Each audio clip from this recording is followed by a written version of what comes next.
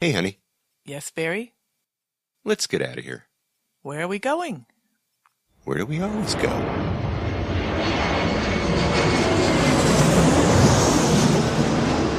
Así viviendo este ritmo de palmas, sin mi naturaleza, hasta encontrar la playa. Por eso grito al mundo, yo soy de Puerto Vallarta. Samba de Puerto Vallarta, noche de arrullo en el mar. Samba de Puerto Vallarta. Hello, fellow travelers, and welcome to this episode of the Puerto Vallarta Travel Show. I'm your host, Barry Kessler, and I'm just so happy to be introducing you to my favorite vacation destination. Maybe it's even yours, and that's Puerto Vallarta, Mexico. That music you're listening to is performed by Alberto Perez, and Alberto is the owner of the Lapa Lapa group of restaurants. Those are the Lapa Lapa, Puerto Vallarta's oldest restaurant on the famous Los Muertos beach, and the El Dorado Restaurant and Beach Club right next door. So you can enjoy that fantastic view of the Los Muertos Pier, all lit up at night in beautiful colors, or during the day in its grand splendor for breakfast, lunch, or dinner. Seated with your toes in the sand right at the water's edge. It's so romantic. It's so Puerto Vallarta, my friends. This week I have 3 visitors. These are guests to the meet and greet over at Kelly's Puerto Vallarta Saloon and Cookhouse that we had. Now that's number 2. We had a couple of those. But first, let's see what's happening this week in Puerto Vallarta, the 31st of January, 2019. If you were in town on Wednesday, it may have seemed a little bit crowded, and it was.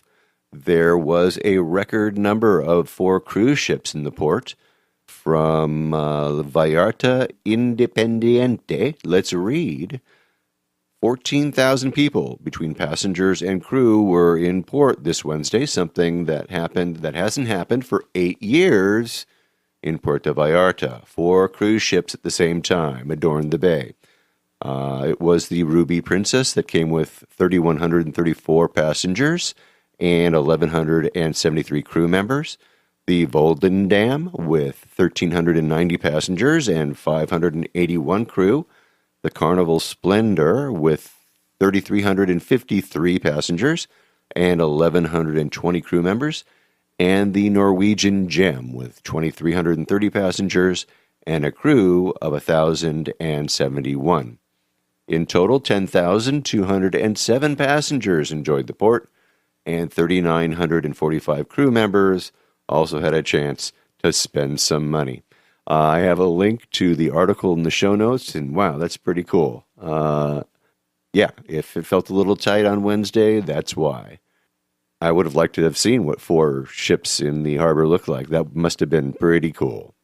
Now, what's not cool is it looks like the governor of Jalisco, Enrique Alfaro, does not dig Uber. He's getting ready to drive out Uber. Let's read a story from reporter Jose Reyes Burgos from Vallarta Opina. Now, it's translated in Spanish, so I'm just going to read a little bit of this because it gets a little sketchy, but it reads, Puerto Vallarta, the service of digital platforms that provide private service, transport service on demand, such as Uber and EcoDrive in Puerto Vallarta, may no longer exist in the region because their operation does not conform to the law, said the governor of Jalisco, Enrique Alfaro, who also referred to these companies, without mentioning their names, as unfair competition that skips the rules, criticized that the service of these taxis operated with application is a mess, that no longer respects the agreements, and generate disadvantage in the work of traditional taxi drivers. During the delivery of permits to drivers of the yellow taxis carried out here in Puerto Vallarta and with the company of the local authorities and the deputy Rafael Yerina, Enrique Alfaro announced that soon the Secretariat of Mobility of the state under the command of Diego Monraz, will revoke the permit that was issued for 2 platforms to operate throughout the state and in the region, and that operations will be initiated with road agents against those who do not obey this action if necessary. Now, it seems like they're having lots of trouble in Guadalajara. He points out that people are operating outside the law and that people are actually taking money, taking cash. Anyway, not good. He is serious about shutting down the service. Now, it's still working right now. He also pointed out that in Puerto Vallarta that there's a very good taxi service, which works properly, which has, as in any service, things to improve. He said he recognized the work and the delivery of the drivers in Vallarta toward tourism and the local population for their years of working honestly for mobility, and that is why he, as an ally of taxi drivers, is there to protect their source of employment and avoid unfair competition. Before he handed out the permits to operate, the governor of Jalisco pointed out that the issue of digital platforms, which he considers is unfair competition and systematic violation of transportation rules and regulations, is one that we are going to have to tackle, and it's very serious. So it doesn't look really good for Uber, especially if the governor gets in there and, does what he says he is going to do. I have a link to the article in the show notes. Not sure, what's going to happen. Uber is still operating currently. I checked it out. Still up and running. Some people say it's all about the money. They talk about which, politician has the cabs, which politician has more Uber cars, who got paid off by whom. Why isn't the money coming my way? That kind of thing. You know how that goes. Now, look, it's not just Mexico. It's the same everywhere. Believe you me. In the city where I live, in Los Angeles, you start messing around with politicians, money sources, you're going to hear from them. So anyway, politicians are politicians. I digress. Let's see. The platform, like I said, is working. It's up and running today. I'll be reporting on the situation as things develop. But people are not too happy. And what happens with like Uber Eats? What happens with that if that goes down? So anyway, we'll see. Now, I promised that I would give you a review of my 2 Airbnbs that I used on the last trip. So here we go. First was one that had 3 bedrooms, and 3 bathrooms. It was on Playa Conchas Chinas. It was what I would consider a very luxurious place. Now, the reason that I got this, the whole idea for this particular place was I needed to find a place that had an ocean view. These were the requirements for the ladies that were with us. It needed to have a pool. There needed to be very few or no stairs or steps because I had 2 people who had disabilities in that respect. So it needed to have an elevator, and it needed to be close to town. At least I needed it to be close to town. So I found a very nice place just south of the south side of Puerto Vallarta. Checked all the boxes that I was looking for. It was situated in a condo complex known as Condominiums Alejandra. And that would be a reference for you if you were going to be there, going there by cab. If you want some more reference, if you're in Conchas Chinas, there's an OXXO, and there's like a real estate office right next to the OXXO. And there's a road right there that'll take you right down to the condos. It's a pretty steep road. Not too bad to walk up, but if you have mobility issues, you will not enjoy walking up the steep hill. And when you walk down the hill, it's like straight down to this gate, very well secured. It's a big wooden door, and you need a passcode to be able to get in. And you could walk right in. You could take an elevator up to the 4th floor where this particular condominium was with a wonderful view of the ocean, unobstructed by anything. It had a gorgeous beach right out front. It was a public beach, but there was a gate there, and there was always a guard on hand, making sure no one was, hopping the gate. And a beautiful pool. Our place had a balcony with ceiling fans, tables, lounge chairs. It was very, very nice. And the living room area and the dining room, they were all well appointed, nice chairs, nice furniture. The whole place was really nice. And it was under $100 per couple per night to stay there. It was I really thought it was a wonderful place to stay. The sunsets were beautiful from there. We could see whales go by. And what can I say? For me, that would be luxury. Now, for others, they would need a little bit more. I don't know. But this was really nice. I have a link to the Airbnb in the show notes. Now, there were a couple issues, just minor ones. Like, for example, Uber. They would always get lost trying to find you unless you hiked up the hill, to the road, right up. And the road was right there, too. That was another issue because it was right there off of 200. And so the back bedrooms got road noise. We heard the road. During the evening, no one's driving on that road. It wasn't a big deal. But in the morning, you were woken up to the road. Anyway, the Ubers always got lost. They didn't know how to get down the hill, and then you'd have to kind of hike up the hill to call an Uber. And when you got up the hill, there was always a taxi waiting up there. So, to keep from having some sort of a confrontation between the Uber driver and the taxista, oftentimes I would just say, well, how much, Now, here's the thing. When I asked the Uber driver, if there were still issues between them and the taxis, they said no. But, you just heard me talking about Uber and the governor, so who knows? At any rate, I was traveling with people with mobility issues. Otherwise, I'd have been taking the bus. So don't send me emails and say, Barry, why don't you just take the bus? Because I would have been doing that back and forth. But because I was with other people, I was taking Ubers and I was taking taxis. So, just I can at least report that, right?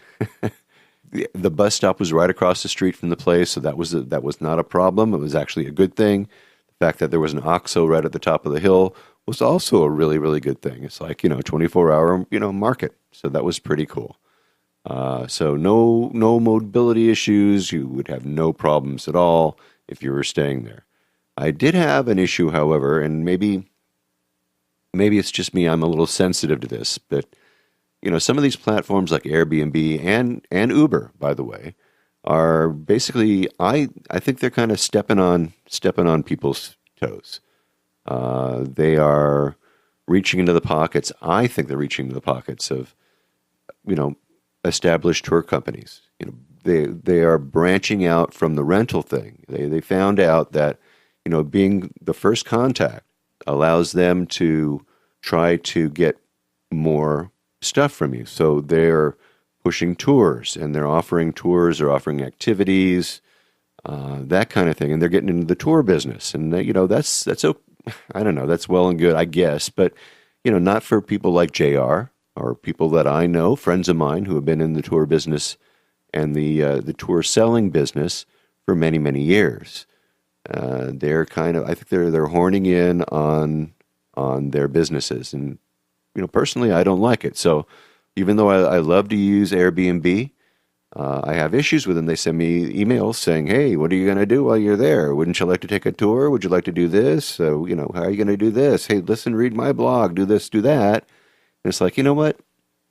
I think they're horning in on my friends, so I don't like it. So just a reminder to all of you that even though, I use Airbnb and I love Uber, who knows if they're going to still be around or not, I want you to remember to always use JR and go to vallartainfo.com when you're looking for a tour or, you need any information at all. Come to me. Oh, and another thing happened. This was not the Airbnb company. It was actually the management company for the three-bedroom condo. But they also offered to pick us up at the airport for like, I don't know, it was like 3 times the going rate if you're going to be taking a taxi. They had the laundry service for a whole lot more than if you're going to be taking your clothes down to the lavanderia. But that's me. I suppose if you're more of a luxury traveler, you would appreciate that kind of service. Not like me. I like to haul my bag of dirty laundry all over the place. I take it with me on the bus. Okay, I'm a pig. What can I tell you? Now, the second place I stayed was for the second week. Everybody else went home, and then I found a place where I could lay my head for $22 a night in January. So it was cheap, okay? Like I said a couple weeks ago, it was a very simple place. It was on Calle Abasolo, right at the base of the stairs that lead up to the cross, and then right up the street from all those loud clubs down on the Malecon. So as it turned out, the sound from the clubs really actually didn't bother me. I was there for an entire week. I slept every night. Not once did I have to put earplugs into my ears. Now, the bed was hard, but after a couple of days, I got used to it. The bathroom was not actually in the room. Actually, you had to go outside of the room into like a little courtyard area, which was interesting, a little strange, but I got used to it. I kind of liked it, actually. And I have a video that I made of the place, so you need to check that out, and check them out in the show notes. Or you can go to my YouTube channel over there for the Puerto Vallarta Travel Show, and I have it there. I also have it in my show notes. So check out, I gave you a tour. I actually liked it there. It was safe. I loved the family that lived below me. They were very, very nice. Spoke only Spanish, of course, but they were just so sweet. It was centrally located. I could walk down the street and hop on a southbound or northbound bus really, really easily. Just walk right down the street with my 10 pesos in hand, and I could go either north or south. So simple. Now, the place was not for everybody. I would think that maybe many of you would think that I'm kind of crazy. But, I'm just a fan of very simple digs, I got to say. The internet was good. I was able to upload my show, which is very good. And there was no air conditioning, you guys. There was a fan. That was it. That was my air conditioner. So in the summertime, I'm thinking it would probably be pretty hot there. If he doesn't get an air conditioner in there, look out. It'd be pretty warm. So all in all, I like the place. Check it out in the show notes. I got a really wonderful letter from a listener, Hitesh. And I'm going to read it to you. It goes like this. It says, Barry, I want to thank you for your show. I live in Portland, Oregon, and there is now a direct flight from Portland to Puerto Vallarta on Alaska Airlines, which is fantastic and very inexpensive. So I decided to go on a trip there last month with my family. I have 2 very young kids, one 3-year-old and one 10 months. I am normally a very adventurous traveler on my own, but having 2 small kids and hearing about all the bad stuff happening to travelers in Mexico, my wife wasn't sure that it was a good idea. I had a responsibility to make sure my family was safe. I was ready to go to the resort route with my wife and kids for this reason. I started doing more research and found your podcast and started listening regularly. Your podcast convinced me that it really wasn't as unsafe, and I was able to convince my wife through all the knowledge that I learned from your podcast. I listened to every single one of your podcasts, and then, rather than the resort route, I rented an Airbnb house in the Old Town District, right on the River Quale, which was amazing. We had such an amazing time.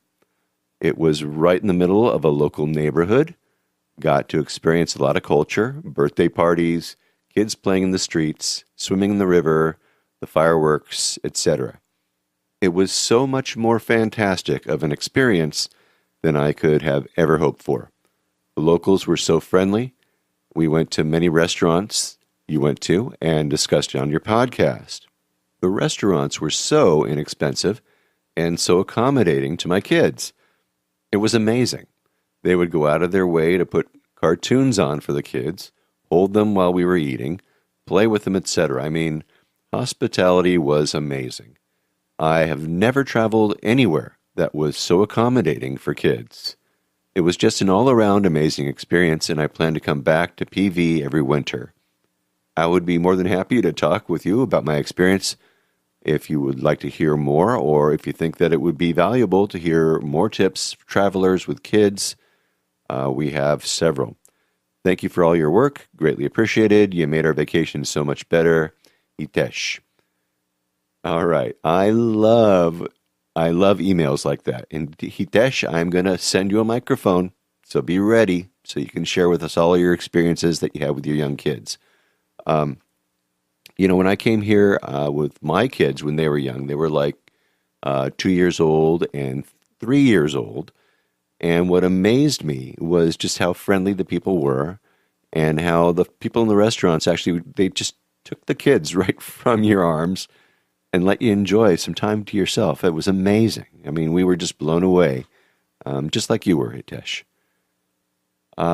So, what else we got here? Don't forget, we have the International Charo Championships are taking place right now through the 3rd of February. Make sure you get out there this weekend and have yourselves a true Mexican experience, you guys. I have all the information in the show notes. So you can see all the horses. You can see all the beautiful, beautiful outfits that they're wearing. Come on, it's great. It's like going to a rodeo. And hey, look, you got a chance to win a car. Take an Uber out there. You can take the Las Palmas bus. It'll take you right out there. So have a good time. Get out there this week. Okay, I have so much more to talk about, but I think we ought to get to the interviews, right? Okay. Every time I come to town, I try to get in on JR's regular meet and greet over at Kelly's Por Favor Saloon and Cookhouse, and I set up on our rooftop right on the patio there, which overlooks Lazaro Cardenas, right on a very, very busy bus route, so there's always some action. And when JR has his meet and greets, well, he always has action. That's why I go. This time around, I was actually happy to have 3 listeners, actually 2 listeners, one from Canada. The second one was David Oslin from Chef's Pass Vallarta. He's from Minnesota. And we also had a third. Her name was Denise from Colorado. Anyway, she saw the invitation on the Facebook, I think, on the Facebook pages, and she decided to check out what it was all about. And all these folks were great. They were all good interviews. I'm going to play all of them in succession, one right after the other with no breaks or interruptions. So let's go right now to the rooftop at Kelly's Por Favor Saloon and Cookhouse in the Lazaro Cardenas neighborhood, south side of Puerto Vallarta. And let's meet Steve, David, and Denise. Take it away, guys.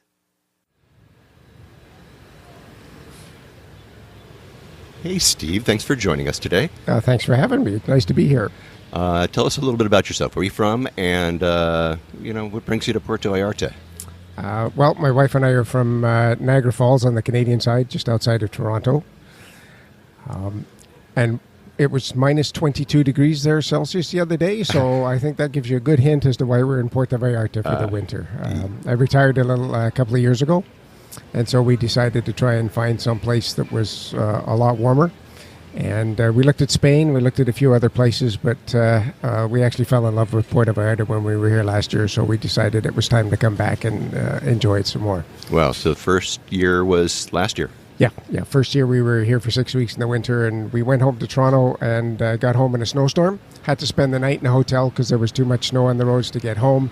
And I said to my wife, next year we're staying a whole lot longer. So we're going to stay for 3 months now and go back at the end of March. Well, good for you. All right, so this is your second time here, and you've spent some real time here. Yeah.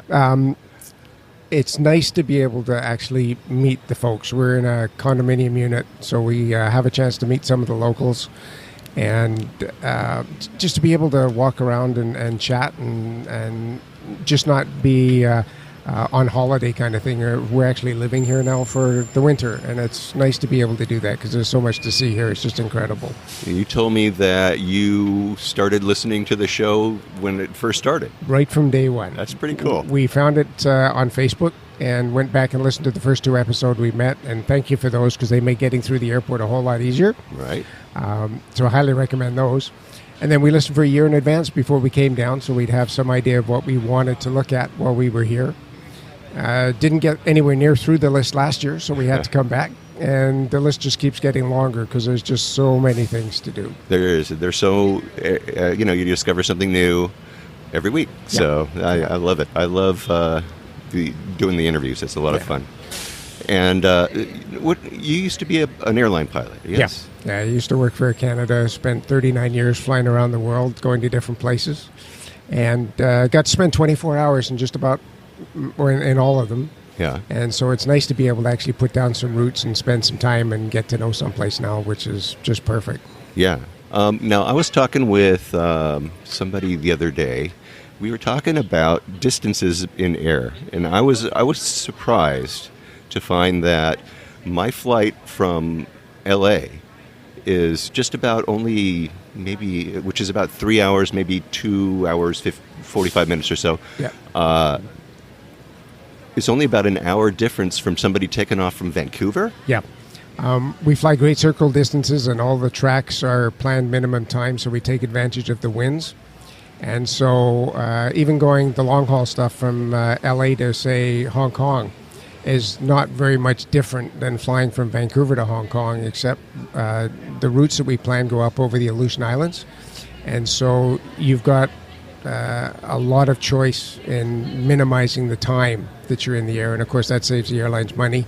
Yeah. So everybody wants to do that. No kidding. Wow. Okay, that's so interesting. I was looking at her going, no, really? You could get here in 4 hours and 15 minutes, whatever she said.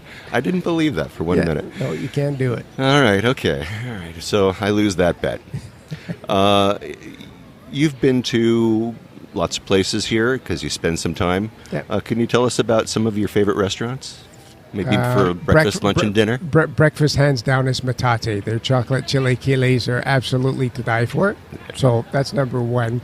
I don't often get out for breakfast, unfortunately, so that would be the first one I'd go for. Great. Lunch, Cisneros, the taco stand up at the restaurant just about 5 or 6 blocks in from the Malecon. Always good for lunch. Their shrimp tacos are excellent. Okay. And dinner, I guess, La Posta. If you want to just sit and look over the Malecon in the evening as the sun goes down, that's beautiful. Yeah. What do you order when you go to La Posta? I usually go for the pizza, but my kids, when they're here visiting, they always go for the Italian pasta because it's really good. Yeah. Okay. Cool. And then I guess my other favorite for dinner would be Hacienda de Carlota. Really? Yeah, their ribs and coconut shrimp are just really good as well. I'm going to have to go and check that out. They're excellent. Yeah, I've heard some great things about Hacienda de Carlota. I've been there twice in the last 10 days. So. Uh-oh. Oh, man. Okay. He's in a love affair with something over there. Yeah.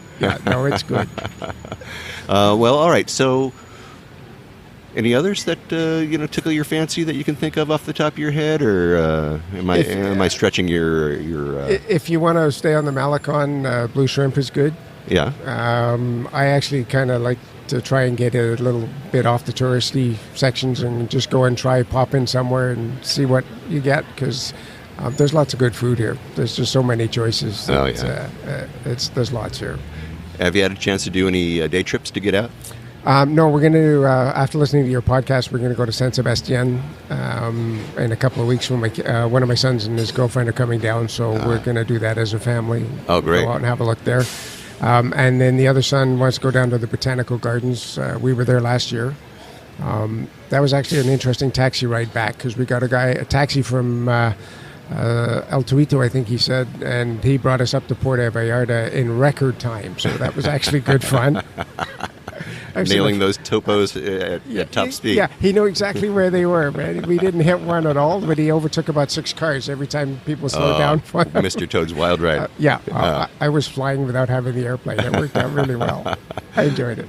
Well, it wasn't like an Uber ride where you could give him 5 stars or 0 stars for, Actually, he was really good. Oh, you're having fun? Yeah, he was trying to enhance my Spanish, which is terrible. So we had a good ride back.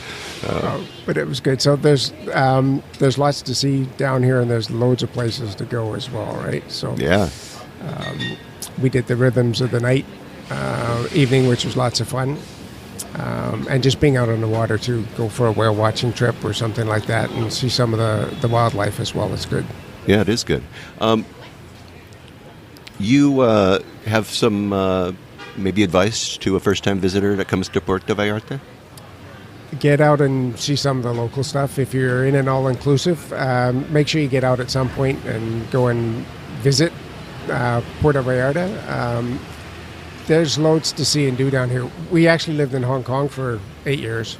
Really? And we find this very much like Hong Kong. The things that you deal with here with the cobblestone streets and the odd hole in the sidewalk and those kind of things make it very much like we're back home in Asia. So it made us feel very comfortable here. But you got to get out and talk to some of the locals and visit some of the markets and see how people really live down here, because it's not just a tourist destination, right? It's people make this their home. Get out and have a look at it. Yeah, absolutely. Good for you. Do you have you ever had anything crazy happen while you've been here? Anything like nutty that you can think of? No, other than my taxi ride from the botanical garden. That probably tops it off. Yeah. Okay. Good. No, it's been pretty civilized. Actually, it's been good. Yeah. Excellent. Gosh, that's great. Yeah. Well, I want to thank you for sitting down with me. I know that your wife's not feeling well, and that's why she's not here with us today. I would have loved to have met her, but tell her hi for me. And thanks for coming on and sitting with me up here on the top of Kelly's Por Favor. It's been great, and thanks very much for all you do. I highly recommend the podcast. It's well worth listening to. Thanks, Steve. Cheers.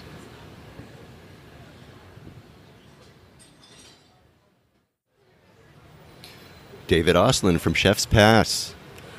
How are you? I'm very good, Barry Kessler. How are you? I'm all right, man. Good to see you again. Yeah, likewise. So you are in Puerto Vallarta, and you're doing something a little bit. You're doing Chef's Pass still with the food tours. Yes? Yep, I'm doing Chef's Pass food tours. Give us just a little quick rundown on what you do with the Chef's Pass. Well, 3 years ago I started Chef's Pass, and different food tours, and they've evolved over the years. I've dumped some, added some new ones, and just they kind of take on their own life after a while. And I've got 4 of them. Okay. One is the Best of El Centro, which goes to 4 really nice restaurants in downtown, and you get 3 sit-down courses at each restaurant. And so it's 12 courses, professionally guided, and a lot of food, a lot of fun, and if you want, a lot of drink. What restaurants are you going to this year? Well, we started at Panorama on top of Hotel La Siesta for the sunset at 6 o'clock, and then moved to Barcelona Tapas. Nice. And then move over to Si Senor. And now we are at Sumac, Peruvian restaurant in Gringo Gulch. I don't know if anybody's been there, but it's a cute, quaint, just awesome restaurant. Yeah, but the owner's from Peru. His name is Mario, and absolutely goes out of his way for all guests. Yeah, it's nice up there. Yep. I had an Airbnb right up the street from there, and so I could walk down and go to breakfast in the morning. Oh, yeah. Is he still doing breakfast? Nope, I don't think he is. Last time I was up there, I walked by there at breakfast time and went, oh, no, he's closed. Yeah, it's kind of just him, and especially in the off-season, there's not enough business. So right now it's dinner. He opens up at 4 o'clock and closes when the last person leaves.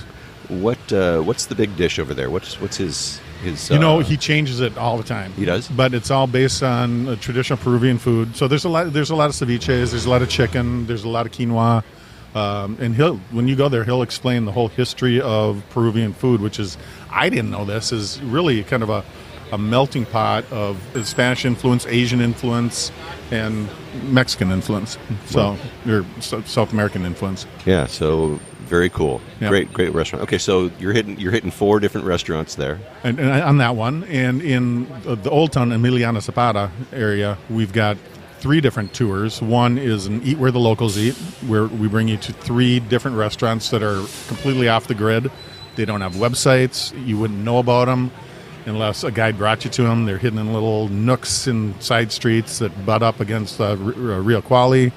And that is 2 courses per restaurant. And then we end with a street side crepe. But they're larger courses. Since you're not getting 3, you're getting 2. Mm-hmm. And again, it's a lot of food. And that's fun because especially when gringos go there or Canadians, you probably aren't going to see anybody else except for local Mexicans. They're truly Mexican joints. We have a Best of Old Town Progressive that goes from El Brujo over to Roberto's and ends at Marita Grill. And then there's the Adventurous Palate Street Food Crawl, which is a taco street food tour, which has a little bit different angle. There's taco tours all over the place, but my taco tour serves up fish roe tacos, octopus, cabeza head, lingua, tongue, tripa, tripe. And so it's for the more adventurous eaters. Right. If you're not an adventurous eater, you can still get the normal carne asada, things like that. But it's really focused on the people that want a true Mexican meal experience, street food tour. Yeah, cool. Wow. Tell me about the Merida Grill. I walk by there. They're not what you would call really busy all the time. And everybody that I talk to, well, I shouldn't say everybody, but when I ask people about their favorite restaurants, and that comes up quite a bit. Tell us a little bit about that place. Well, it's in the old Brazil steakhouse spot, and there's trees going out, through the floor, up through the roof, through the ceiling. It's a beautiful, beautiful space. They've actually got a pit where they throw in the pork and make their cochinita pibil out of it. They've got the only place in town that I know of is where they serve duck carnitas, and both of those are on the tour, or menu items on the tour. And they play pretty in my world pretty cool music still from 80s and 90s, and it's got a great atmosphere. The staff is great. Margaritas bigger than my head, and it's just a lot of fun. It really is. Even if you don't go on one of my tours, it's a place people should check out. Okay, good. I need to get over there. All right, tell us now. You're doing some other things, so let's hear about those. Well, I started a coupon website that is based off of one of my businesses I'm from Minneapolis, Minnesota, and it's called Dine Lot. So I started pv.dinelot.com, and if you go in there, you'll find discounts to, right now there's maybe 8 or 10 restaurants in there where you can get 20% off or 25% off, and some of them are just between 4 and 6 o'clock at night for early birds, or some of them are all day long, but it's places like here, Kelly's Por Favor, where we are right now. El Panorama, Sumac is in there. Manny's Grill is in there. The Salty Caesar's in there. El Rio Barbecue. And so it's just a way to, you can go try out some restaurants, get a little bit of a discount. A lot of people are on a budget. A lot of people like to eat early and just want to introduce people to more restaurants and give them an incentive to try them out and help the restaurants out. It's a hard business to be in, and they need all the help they can get. Okay, so where do people find that? pv.dinelot. It's DINELOT, not Dinelot, dinelot.com. Dinelot. Drop the A. Drop the A. pv.dinelot.com. Excellent. Okay. And what else you got going? Well, down here, that's about it. I come down for a week every month between September and May, and just kind of manage my tours and bring more restaurants into Dine Lot. Hang out with my friends, hang out with you, hang out with JR, Try to discover new restaurants, try to come up with new tours. And that's what I'm doing here. I'm here to shoot some videos. I have a couple of new tour ideas that I can't talk about, so nobody will steal them. Excellent, sure. But they're pretty cool. Well, you'll tell me about it when that happens. I will. When they get rolling, I'll be back on. I appreciate that. All right, DineLot.pv.com. pv.dinelot.com. Let me get that right.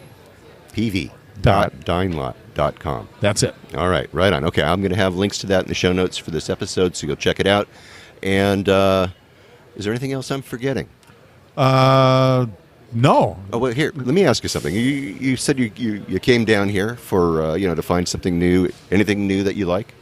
Well, you know what? I just got in today. Okay. Well, I got in at 3:30, changed, climbed the stairs up to La Cruz twice. good for you. Did some yoga up there. Uh-huh. Climbed back down. Climbed up a second time. Did a little bit more yoga. Climbed back down. Took a swim in the pool. And came over to meet with you. All right. Yeah, you're staying over at... I'm staying in Hotel La Siesta, which is right under El Panorama. Okay, because I'm going to go over there. We're going to be I'll do an episode over at El Panorama. So, very cool. All right. Well, thanks for... Geez. Coming in and seeing me. This is a quick one. Thanks for having me. Yeah, no worries, my friend. Just a little catch-up. Yeah. All right. All right. Thanks for coming. Have a good night.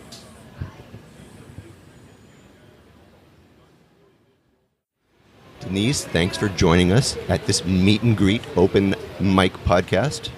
Thank you for having me. Yeah. I thought you were Bill Murray, so I thought I better have my moment of fame with you. But alas, you're not. But here we are. Yeah, here we are. That's pretty... Yeah, well, I get that a lot. In fact, when I wear my baseball cap backwards to a Dodger game, I get free beer. It's great. Oh, there you go. Yeah. Tell us about yourself. Where are you from, and what brings you back to Puerto Vallarta? So I'm from Boulder, Colorado, and we came here for the first time 4 years ago on holiday, and something really spoke to us, and so we came back 6 months later and stayed for a month, and then have come back for 6 months every year. We spend the winter here now since then. Okay, so it gained traction quickly. It sure did.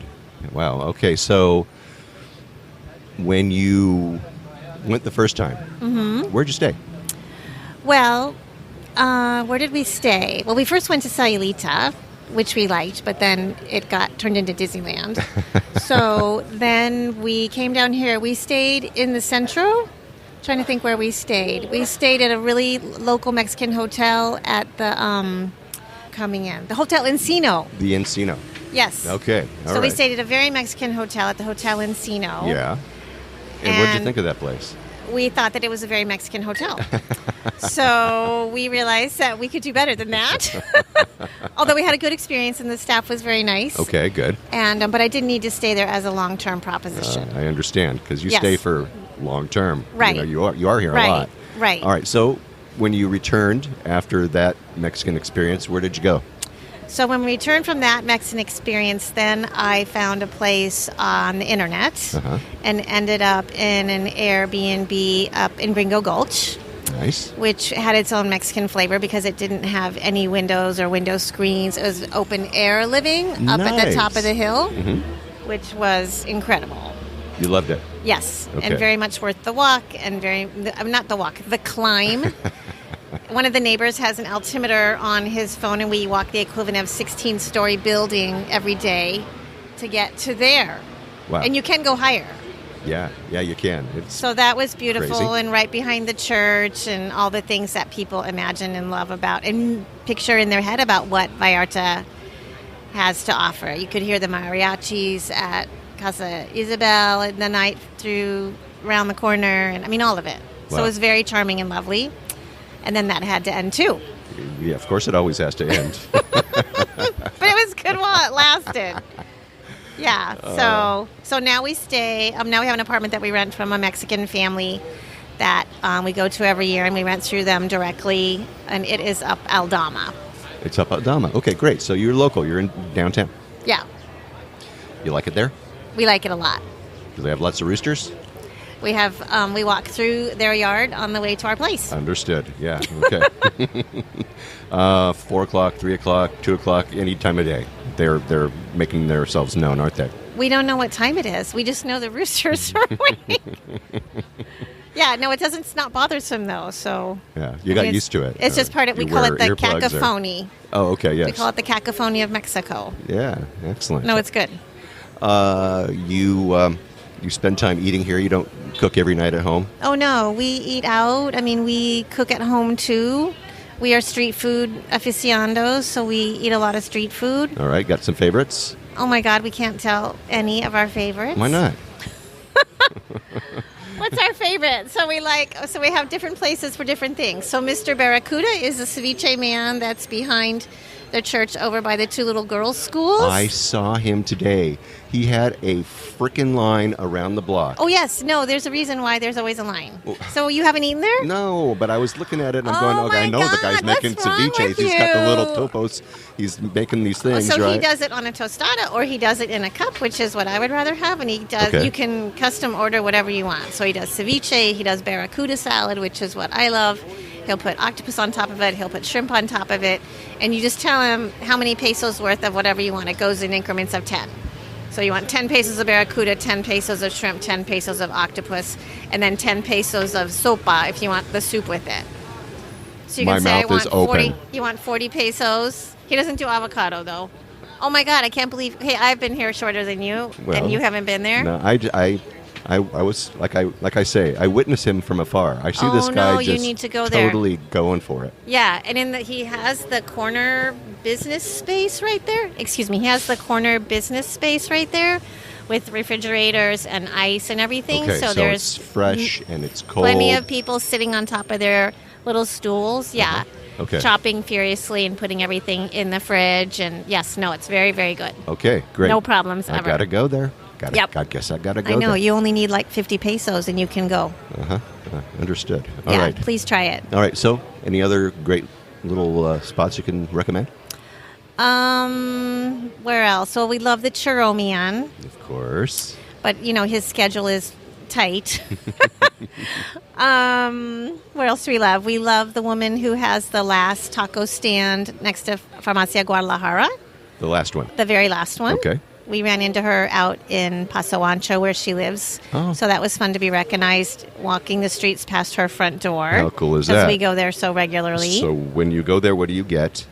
Oh my God, what do we get? Well, it depends. So she always has a special. Sometimes we get the arancilla or aranchada or what does she make? Arrachada? Arrachada, thank you. Sometimes we get her gigantic burrito and share that with chorizo. She does everything really well. Excellent. Okay. She's a great cook and a nice young lady. And a nice lady who lives Nice in lady. Paso Ancho. Right, who lives in Paso Ancho, it turns out. Yeah. All right. Yeah. Any others? Where else do we like to go? Keep asking my husband. I mean, we have our favorite places. Where else? Oh, the best taco stand in all of Vallarta Tell me. is behind Lay's. Okay. Yeah. You don't go there either, probably. No, there's a whole bunch of stands there. Right. So it is. Which one is it? Everybody's selling unusual body parts, except for the lady who's all the way at the end. It's always the one at the end, isn't it? I know. Yes. Oh. Thank God. Otherwise, you would eat it the wrong one. So she's at the end. By the bus stop, yes. The bus is stopping at her stand. Okay. And the bus driver gets tacos there, too. well, So, yeah. and of course, she has a line, and she makes the tortillas, which is key. Yeah. And she's phenomenal. And so her and her son and her mother and her other son are all working there. So what's the big deal there?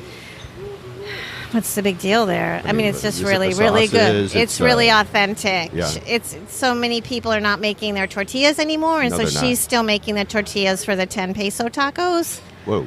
which is That's laborious. unheard of, yeah. She makes really good quesadillas, but she makes great carne asada with everything. She puts beans and onions and rice, and she has lots of interesting toppings, way more than the usual assortment. And she's a sweetheart too.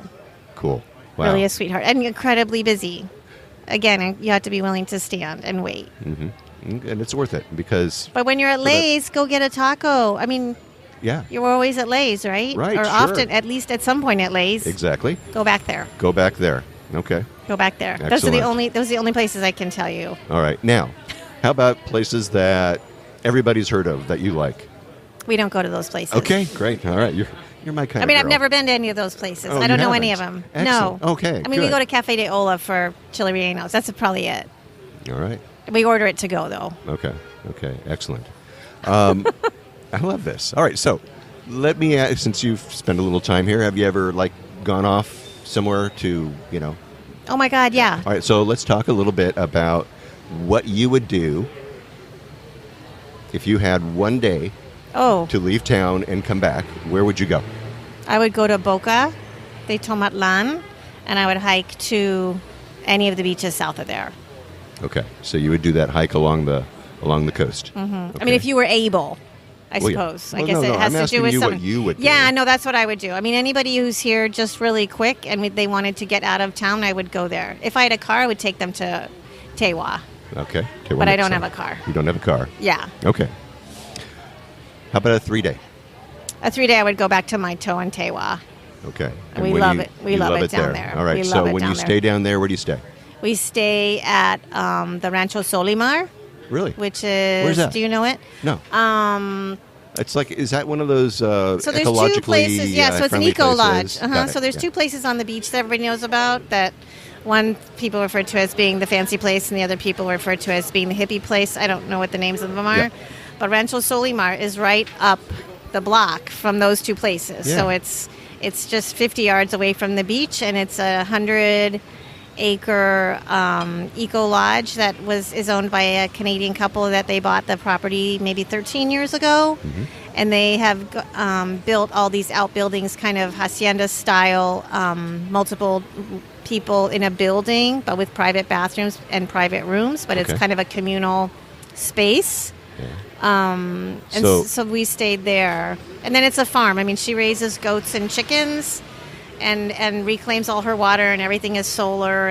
But it's very classy and lovely and nice. There's nothing granola about it. Oh, okay. No, it's really I'm always lovely. afraid to go to those, and out they, are they composting your poo and stuff like that over there, or what? No. do they do now? No. So it's nice. I mean, the lodging situation is really, really lovely, refined furniture and excellent bedding, and I mean, much so different than what you would imagine. Okay. Very, very lovely and tastefully done.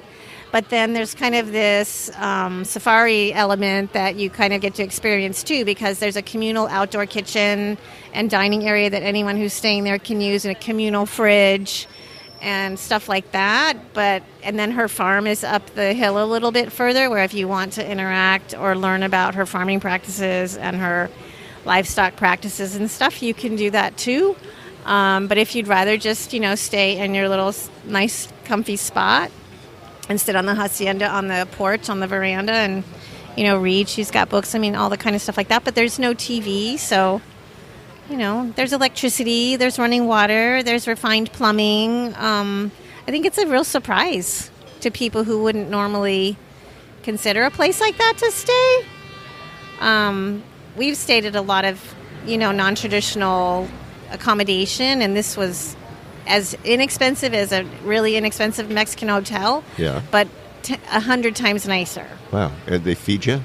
Say again? Do they feed you? No, there's no food. Okay. So, So you have can to go you have to to one of the hotels forage. near there. Yeah, you need to go. You can. So it's tricky down there in Maito because there's not a lot of Yeah, there's restaurants. There's no nightlife. There's right? there's Yeah. not a lot there. Yeah. So you can go into town and grab something very basic, or you can bring stuff with you, which we did because we had kind of been forewarned from the property owner about what the scene was. Mm-hmm. Or you can go to the fancier property that's on the beach that people are familiar with. I'm sorry, I don't remember the It's name like of Hotel it. Maito. Is it Hotel Mato? Okay, I Yeah. don't even know. Yeah. And you can dine there if you need to be dined. Right. Or you can go to the property next door, which El Rinconcito. El Rinconcito, thank you. I didn't remember the name of it. Sure. El Rinconcito can feed you if they have extra food, because Yeah. they're kind of set up for their guests. And you can always drink there. So if you're on a liquid diet, you can just drink there all the time. Or if you call ahead, she said that if you want to call ahead, they can make arrangements so that you can join them for a meal. Yeah. And they just kind of make work what they have on site. Okay. But cool. she has a proper kitchen. I mean, she has all the condiments and all the pans, and it's all equipped. Yeah, So if you so end if up you- going down there with stuff, or you stop at the market in town. Well, there's not really a market in town, but you stop at some little little hole in the wall and Yeah. get whatever. You can do something. Yeah, some little or about this little stand somewhere. Yeah. It was nice. We were very pleasantly surprised. Wow, I'm going to really check that pleasantly out. Well, surprised. I'll go down there and interview her. You should go down there and interview Darn her. straight I She's will. she's a really lovely person who wants to spread the word and wants like-minded people to join her. Right on. For sure. Okay, cool. Well, I'll be down there for sure. Okay. If you had one word of advice to a first-time visitor to Puerto Vallarta, what would it be? Speak Spanish. Okay. That's a good. I like that. That's actually 2 words of advice. Oh, but okay, learn. I'm kidding. Learn Spanish. Learn I some don't know. Spanish, Yeah. please. Yeah. Por favor. Very good. Very good. Let's see. Is there something I'm missing? Oh, let's talk about. You've come here. You've spent some time here. Have you ever had anything really weird or crazy happen to you? She has to think. I don't know. No. See, look at that. Do you hear that? You hear that? She is a very experienced traveler, and yet she has nothing bad to say. Isn't that wonderful? No, and I keep looking over to my husband because he's trying to help me think because we're past 50 now. But for a couple of years, he was going back and forth to work, and I was down here a lot by myself. A lot of the months. Yeah. Many months at a time I was here alone, and I've never had anything weird happen. Never. That's wonderful. God, that's Never. great. No, never. And I don't worry about, stuff like that doesn't happen down here. All right. Very good. Not to me anyway. Maybe because I speak Spanish. Well, that helps a lot. Mm-hmm. There's no doubt about it. Mm-hmm. Is there anything else that I've forgotten? Do you want to add anything? I'm going to do a PR pitch for somebody. Let's go. Can I do it? Please. So I volunteer at the Los Mangos Library, Nice. and you know that they're having a big event next week. Okay, so I guess I'm not going to talk so much about the event, but because people can find out about the event, it's happening January 23rd to 27th. There's a lot of different things going on around town in different locations. But I think the thing that I want to share with people that they're not broadcasting about the library is that the library has been in business for 22 years. And I'm a new volunteer with them this year, and I've come to find out because my work has involved over the last couple weeks putting out a bunch of new books that they bought, that this is actually the first year in 22 years of their existence that they've ever been able to buy new books. Wow. And they were beside themselves with joy because they have wanted to go to the book fair in Guadalajara forever. Yeah. And they've been able to go, one person, but they've never been able to buy anything. Yeah. And so this year, 2 of the women were able to go together and spend a lot of the summer hatching a plan about what they wanted to buy for the library for new books. And they're super, super excited. Well, I'm excited. And so they're excited too. to share that with the public. We're shelving all kinds of new books. They're making new displays for all the new books. They have a lot of young children attending the library now and going, and they've created a great new space for all the new books in there. And they're kind of turning a corner, that there's an incredible energy that everyone is just feeding off of right now because there's this great optimism about where it's going to go from here. All right, so tell us about the event. I will talk about it too on the show a little later. But So I don't want to misspeak because I don't know a lot about the details of the ins and outs of it, but I know that in the past there has been a one evening event, black tie or whatever, not really black tie, I shouldn't say that. Fancy. It's been a one night fundraiser as an art auction, as I understand. And that they've just the woman who's the philanthropic kind of lead of the whole fundraising event for the library decided she really wanted to expand on that and maybe capitalize on it too. So there's other events going on in town that are of different modalities of the arts and stuff. So poetry readings, sculpture. I don't know. I'm embarrassed. I don't know it exactly. Don't be embarrassed. I have a picture of the poster. I'll put it up in the show notes for this episode so you can see it, and we'll talk a little bit about it too in Cool, this episode. please do, because it's so awesome to see. Everybody's so excited to see the fruits of their labor pay off, and it's wow. I think it's really nice to be able to make that connection between them. I want to be able to provide that connection, that there's a huge direct link between the money that people are spending participating in these different fundraising events that they've decided to set up this year, and how the library is really, really utilizing it on the ground, like with real grassroots stuff. They're buying tons of children's books, contemporary reading books. They're creating a new young adult section. They're getting a lot of wellness books. They just bought all new copies of 100 Years of Solitude because theirs were so freaking ancient. They're like falling apart. So I mean, it's really an exciting time for them. Wow.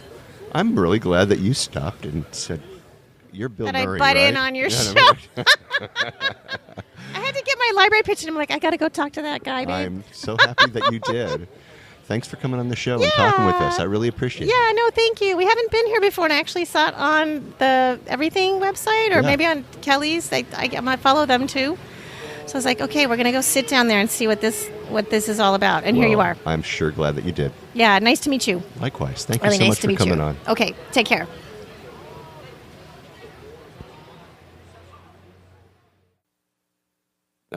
All right. What a treat. Those guys, they were all really good. Denise, where did you come from? Wow. Yeah, that old Bill Murray trick, that old Bill Murray lookalike trick that I use, it gets me beer wherever I go. It's really great. I have all the information in the show notes for the places that Denise and Steve talked about. And and what Dave talked about over there from, of course, from Chef's Pass and from Dine Lot PV. You're going to have to check that out. I've got all the links in the show notes. Now, we were a little late for the Biblioteca Los Mangos celebration that Denise was talking about. But what a great opportunity when you come to town, if you're interested in helping kids and, teaching them to read and getting them some great books and maybe helping out at the library. It really would, especially if you're, spending a couple of months in Puerto Vallarta, and a lot of you do, spend a little time. There's all kinds of things that you can donate your time and efforts to. Some people love animals, some people love kids. And so this, I think, is a really, really great opportunity. So good on you, Denise. I'm going to have links to all that great stuff in the show notes, okay? All right. That should do it for this week's episode of the Puerto Vallarta Travel Show. I want you to stay tuned for more on-the-ground reports from Puerto Vallarta, Mexico, with travel tips, great restaurant and excursion ideas, and more. But until then, remember that this is an interactive show where I depend on your questions and your suggestions about all things Puerto Vallarta. If you think of something that I should be talking about, well, then please reach out to me by clicking on the Contact Us tab and send us your message. And remember, if you're considering booking any type of tour while you're in Puerto Vallarta, you must go to vallartainfo.com, that's JR's website, and reserve your tour right through him, right from his website. Remember, this is a value for value proposition, my friends. His experience and on-the-ground knowledge of everything Puerto Vallarta in exchange for your making a purchase of a tour that you would do anyway. You're just doing it through him as a way of saying thank you. Thanks, JR, for being our guide. It costs no more than if you were going to be using someone else. So do it, really. And when you do take one of those tours through JR and not through Airbnb, email me about your experiences. Maybe you can come on board and share with others what you liked or didn't like about the tour. Again, contact me by clicking on the Contact Us tab and sending off a message. And don't forget his maps, his DIY tours, and his revitalized happy hour board and more. I have links to all of those in the show notes of this episode and all over my website. Just go to vallartainfo.com, new and improved, looking wonderful. And once again, if you like this podcast, please take the time and subscribe and give me a good review on iTunes if you would. That way we can get the word out to more and more people about the magic of this place, Puerto Vallarta, Mexico. Remember, I made it easy for you to do that with each episode I create. But if you haven't been to my website, you really need to have a look there. I have links to the places we talk about. I have interesting pictures and videos and more right there in the blog posts and in the show notes for each episode of the show that I create. So go check them out if you haven't already, right? All right then. So thank you, listener Steve. Thanks for being there at that meet and greet. It was a pleasure to meet you. Thank you, David Ostlin from Chef's Pass and from Dine Lot PV. Check out the coupon discount thingy. And Denise, thank you for all you do. Thanks for coming on the show. All those great suggestions. I'm going to check them out for sure. And look, thanks to all of you for listening all the way through this episode of the Puerto Vallarta Travel Show. This is Barry Kessler signing off with a wish for all of you to slow down, be kind, and live the Vallarta lifestyle. Nos vemos, amigos. De Puerto Vallarta, noche de arrullo en el mar. Samba de Puerto Vallarta, noche de amor junto al mar. Oh, oh,